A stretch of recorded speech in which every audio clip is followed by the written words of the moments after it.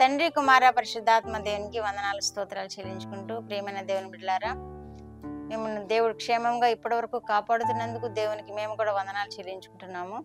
ఈ దినమందు పుట్టిన దినములు, వివాహ దినం జరుపుకుంటున్న బిడ్డలను దేవుడు విశేషంగా దీవించాలని, ఈ సంవత్సరాది నుండి ఈ సంవత్సరాంతం వరకు దేవుని కనుదృష్టి మీ మీద ఉంచి ఆయన కృపాక్షేమములతో మిమ్మల్ని కాపాడాలని మేము కూడా ప్రార్థిస్తున్నాము. అట్టి కృప మీరు పొందుకుందరుగాక.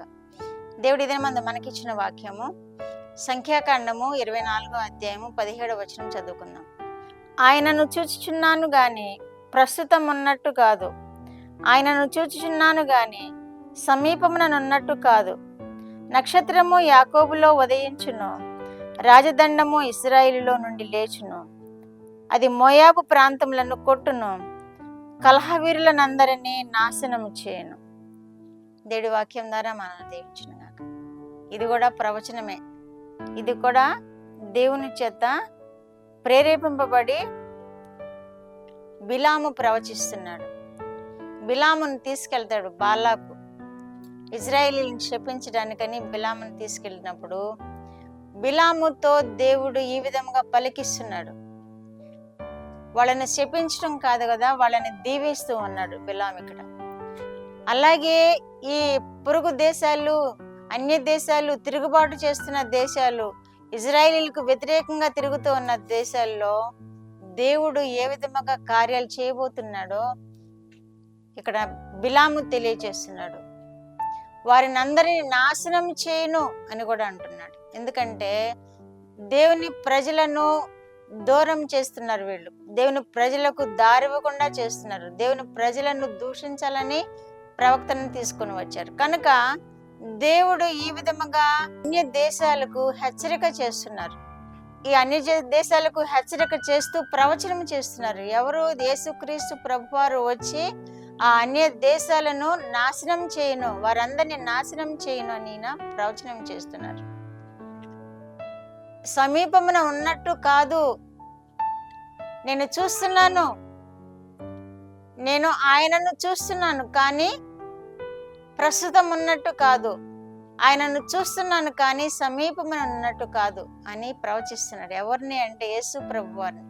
యేసు ప్రభువారు వ్యక్తిగా అక్కడ పాత నిబంధన గ్రంథంలో వ్యక్తిగా దర్శనం ఇవ్వాల. దేవుని మాటగా ఉన్నారు, దేవుని దూతగా ఉన్నారు, దేవుని ప్రజలకు ముందుగా నడుస్తున్న దూతగా ఉన్నారు. ఆయననే చూస్తున్నారు. ఈయన ఇజ్రాయేలీలు ప్రయాణం చేసినప్పుడు, అరణ్య ప్రయాణం చేసినప్పుడు నిర్మాకాండంలో రాయబడి ఉంటుంది కదా, మీకు ముందుగా నా దూతను పంపిస్తాను, మీకు మార్గం సరళం చేయనని. అలాగే ఇజ్రాయేలీలను తోడుకొని వెళ్ళిన యేసుక్రీస్తు ప్రభువారిని ఇక్కడ దర్శనంలో చూస్తున్నాడు బిలాము.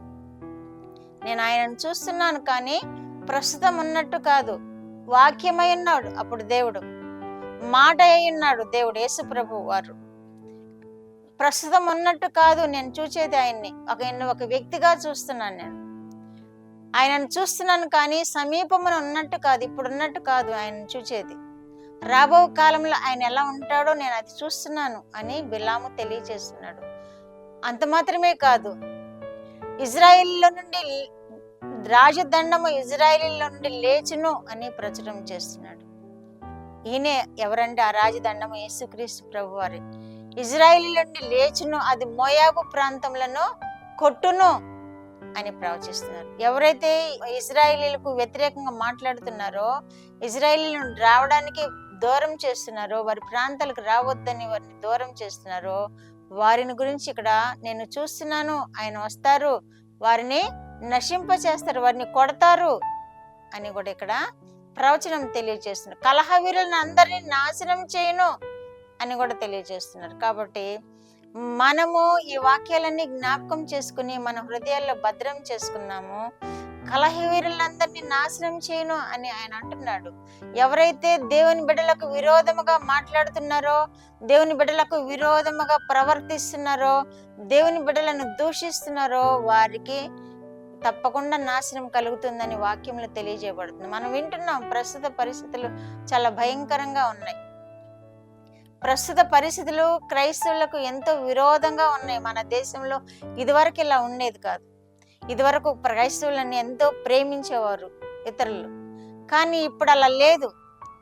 కనుక వారిని గూర్చి దేవుడు ఏమని ఈ విధంగా ప్రవచిస్తున్నాడు. ఎవరైతే క్రైస్తులను హింసిస్తారో, ఎవరైతే దేవుని బిడ్డలను హింసిస్తారో, ఎవరైతే ఆనాడు ఇజ్రాయేలీలను హింసించారో వారిని గురించి ప్రవచిస్తున్నారు.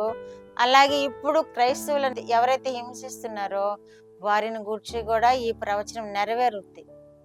మనం కనిపెట్టుకుని ఉండాలి, అంతే. మనం వేచి ఉండాలి. దేవుని హత్తుకొని ఏ శ్రమ పెట్టినా, ఏ హింస పెట్టినా, ఏ దూషణ చేసినా మనము దేవుని కృపలో మనం ఓర్చుకోవాలి. మన యేసుక్రీస్తుని చూచి మనం ఓర్చుకోవాలి. ఆయన ఓర్చుకున్నారు కదా, మన కోసం ఈ భూమి మీదకి వచ్చి మన రక్షణ ఇవ్వడానికి భూమి మీదకి వచ్చారు. మనల్ని గురించి ఆయన ఎన్నో శ్రమలను ఓర్చుకున్నారు. మనము కూడా ఎవరైతే మనల్ని శ్రమ పెడుతున్నారో, మాటలతో దూషిస్తున్నారో, నిందిస్తున్నారో, హింసిస్తున్నారో, చర్చెస్ని పడగొడుతున్నారో వారందరికీ జవాబు చెప్పేది మనం కాదు, దేవుడే జవాబు చెప్తాడు. దేవుని వైపు చూద్దాం, మనము దేవుడు జవాబు చెప్తాడు. కనుక మనము దేవుణ్ణి ఆనుకుందాము, ఆ గొప్ప దేవుణ్ణి మనం ఆశ్రయిద్దాము, ఆ రక్షకుడిని మనం ఆశ్రయిద్దాము. మన అన్ని విషయాల్లో రక్షింపబడదాము, శ్రమల నుండి రక్షింపబడదాము, శత్రువుల నుండి రక్షింపబడదాము, ఇబ్బందుల నుండి, ఇరుకుల నుండి రక్షింపబడదాము. ఆయన కృప మెండుగా మనం పొందుకుందాము. అటు కృప వినిచిన బిడ్డలందరూ పొందుకుందరుగాక. ప్రార్థన. మా దేవ, మా ప్రియ పరలోక ప్రభువా, మీ పరిశుద్ధ పాదములకు వందనాలు, స్తోత్రాలు. మా రక్షకుడైన యేసయ్య స్తోత్రములు, పరిశుద్ధాత్మ దేవా స్తోత్రములు. ఈ ఉదయ కాలంలో మీరు ఇచ్చిన వాక్యం కొరకు స్తోత్రములు ప్రభువా. మీరు శ్రమల పడు వారిని మీరు ఓదారుస్తారని, వారి శత్రువులను మీరు నాశనం చేస్తారని మీరు వాక్యంలో తెలియచేశారు ప్రభువా. మీ బిడ్డలను మీరు కాపాడే దేవుడు అని మీకు స్తోత్రాలు చెల్లించుకుంటున్నాను. మీ బిడ్డలను మీరు సంరక్షించే దేవుడు అని స్తోత్రాలు చెల్లించుకుంటున్నాను. అయ్యా, ఎవరైతే శత్రువులుగా ఉన్నారో వారికి కూడా మారు మనసు, రక్షణాందం దయచేయమని వేడుకుంటున్నాను. వినిచిన బిడ్డలందరినీ మీరు ఆశీర్వదించి బలపరిచి మీరే మహిమ పొందమని యేసుక్రీస్తు వారి పేరిట ఈ మనవులు మీ పాదముల యొద్ద వేడుకుంటున్నాను పరమ తండ్రి. ఆమేన్.